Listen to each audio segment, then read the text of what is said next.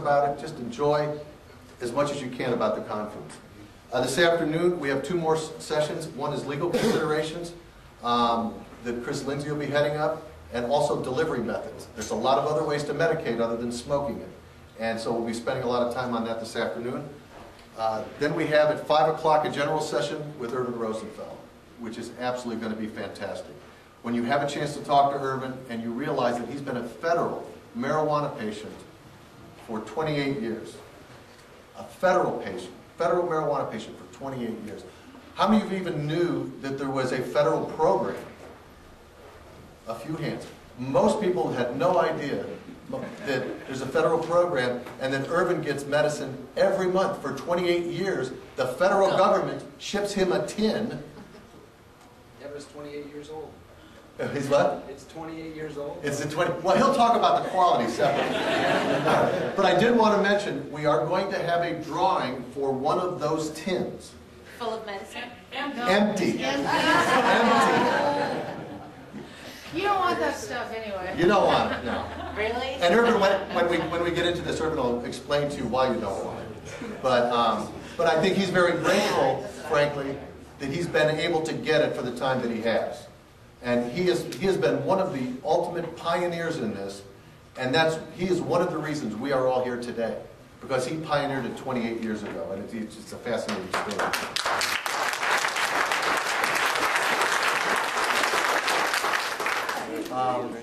And then tonight we'll have dinner, and now we heard Little Smokies might not make it, so this afternoon we're going to let you know if they made it or not.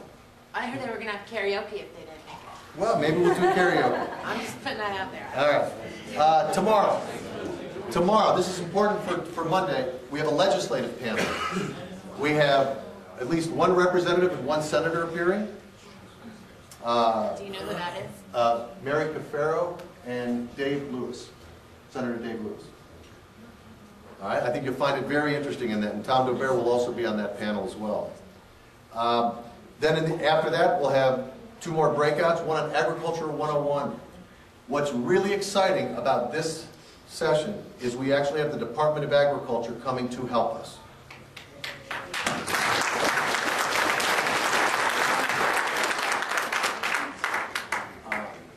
We also have another breakout called Business Operations, and then lunch, and Business Planning 102.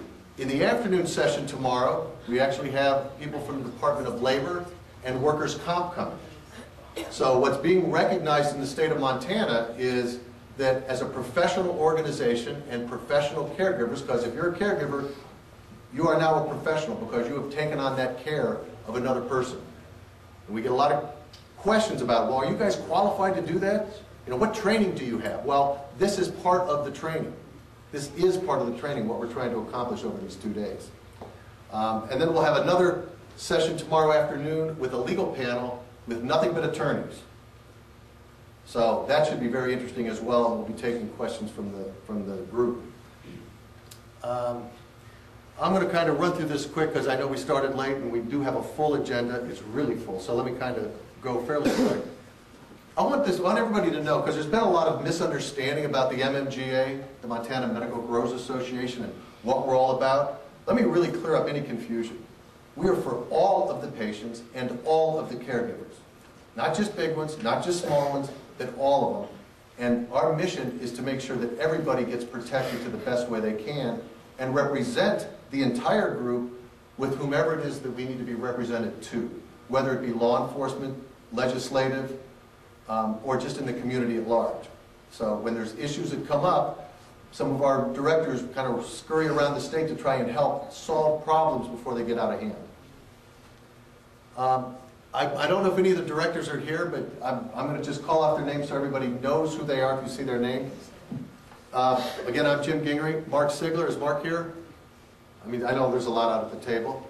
He is our Vice President. Robert Sims is right here in the back. He's our Education Director. Chris Lindsay is our legal. He's a practicing attorney in the state. Where's Chris? Well, you all see him. He'll be on, he's running one of the panels. And Brandon Tillett, which I misspelled his last name. It's only 1 T. Sorry, Brandon. He's our science chair. And he's running 2 of the breakouts that are more science-oriented. When we formed the association, we decided what we would do is, in addition to having directors that are kind of at large representing the whole association, we'd also let, each time we opened a new chapter, they would become, the chapter director would sit on our board of directors. So we have Ron Rosenthal. Ron, are you here? He's out of the table. He's out of the table. Grant Grenfell from Great Falls. They're probably He's out of the table. Charlie Galliard, I think he's outside. Ed Doctor. I better get out. You better get out. Go ahead. Stand up, Ed. And by the way, Ed, what were you just in? What paper? What? You The Flathead Beacon. The Flathead Beacon. It was fascinating. He got a great story because some of the newspapers are actually understanding what we're doing now. For a long time, we got nothing but bad press because there was a lot of bad stuff going on. But without a lot of bad stuff going on and they want to write about it, they've got to write about good stuff. And so, Ed, thank you. You've been great as far as getting good press. James Haney is our chapter director in Billings, and Taylor Lang had another commitment. He's on his way up here. He'll be here shortly. We are opening a chapter in Butte, and we are also opening a chapter in the Bitterroot. We've been asked to also open up a chapter in the northeastern part of the state, which will be the next one that we do. So please, in the program, it should have the email addresses of the different chapter directors. If you do not go to a chapter meeting now, send a note to the chapter director and say, when's your next meeting? We also have that information on the website, which is getting better. We're not where we want to be with the website, but it's better than it was. Facebook? And Facebook. We're on Facebook as well. So we would definitely like to have you as a friend on Facebook. Briefly on the history. We're not that old of an organization. We started in September of 2009 when about 40 caregivers patients got together in Bozeman and said, you know, this business is going to be different in the years ahead. And that was particularly after Obama gave direction to let the medical states alone. So we said, what are we going to do? Well, we're going to need some kind of an organization. So we developed a 501c5 trade association. That's what we are. We're a trade association. So that there's no confusion. We came up with a mission, objectives, bylaws, registered as a nonprofit, and by November had our first public meeting, and then in January, with the help of Montana Botanical Analysis in Bozeman, they had arranged to bring out a speaker, Arno Hayskamp, who was one of the foremost research experts on medical cannabis. And so they allowed us to use him at our session as well, and Noel, we thank you for that opportunity. What we've done since then, though, that was after the first couple of months. We've been very active at the state level with the Children, Family, Health and Human Services Interim Committee. So you all understand, you hear a lot about a law being written and the law's changing tomorrow. The law is not changing tomorrow. All right? You have to understand the process of how it works. Since our legislature only meets for 4 months at any given time, you know, in the time when it's not in session, they have interim committees to handle issues that come up.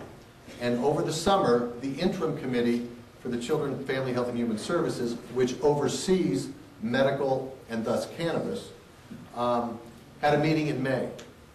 And a number of us testified at that.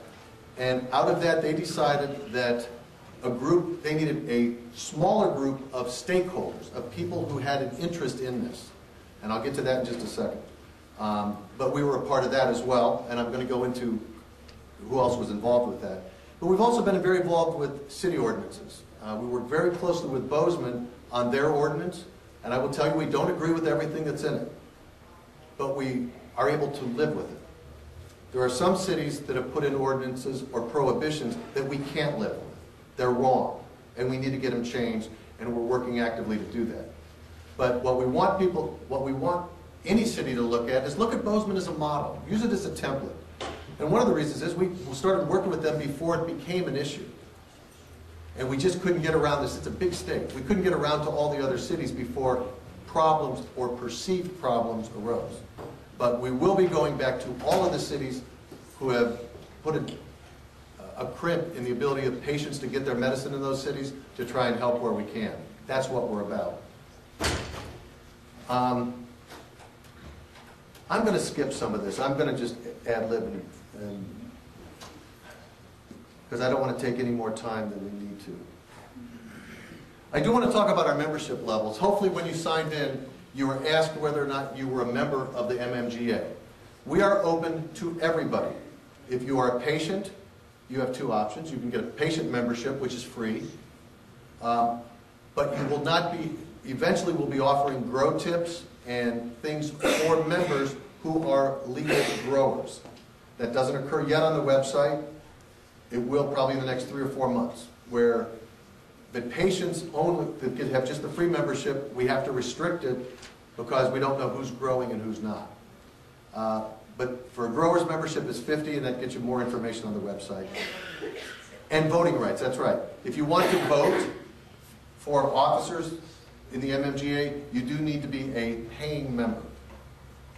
That's just the way it's set up. We do have another membership level called the business level membership for caregivers, and that's at the $150 level. Everybody goes, well, what do I get for that? Well, first of all, a big thank you, because it takes money to do what we're doing, and we ask that the bigger caregivers contribute a little bit more. But in addition, we've got other things planned for that. For instance, the tables, if somebody is not a member at all, you know, a vendor table is $300. If they're a member of the MMGA, it's $150. So it's cheaper as we have other events and stuff if you're a business level member. But you know what? We found a lot of people wanted to participate, but they're not either a caregiver or a patient. How can I help? How can I be informed? How do I get on your mailing list so I make sure I get information? Well, if you're not a caregiver or a patient, you can sign up as an affiliate member. And that's $50. And an executive affiliate is $150. And those are generally companies that, you know, wish to, and we'll have insurance companies, just a whole bunch of different types of companies that will offer services to this industry. And so those are generally the $150. If you've already registered and you didn't do that, feel free to pick up another form out there and just at another point in time drop it off, and we'd be happy to take your membership and make sure that you get all the information. Yes, sir? Yearly fee? Yes, it is. It's yearly.